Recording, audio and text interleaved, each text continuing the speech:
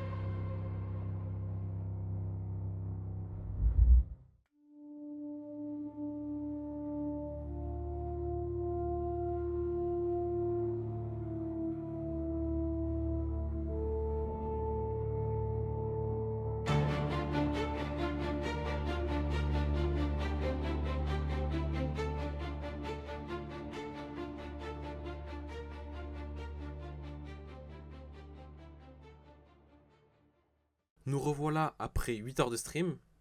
D'ailleurs, n'hésitez pas à me rejoindre sur Twitch. Je live à peu près tous les soirs. Enfin, j'essaye. Cette farm fut vraiment éprouvante à faire. C'était vraiment long. Comme sur l'autre vidéo, elle est dépourvue de storage. Du coup, je vous laisse sur le timelapse.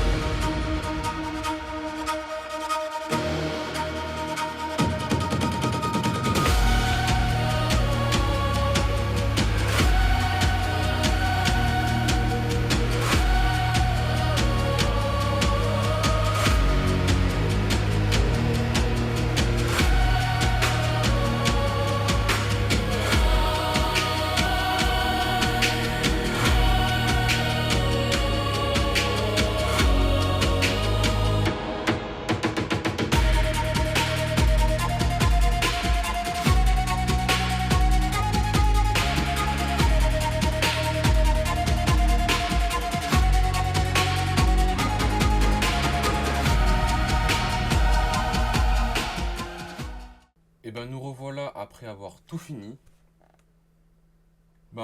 Alors, j'ai plusieurs points à donner à cette farm. Du coup, elle est vraiment très positive en termes de production. C'est très puissant. Il y a beaucoup de choses. C'est le seul truc qui est dommage, c'est qu'elle soit vraiment éprouvante.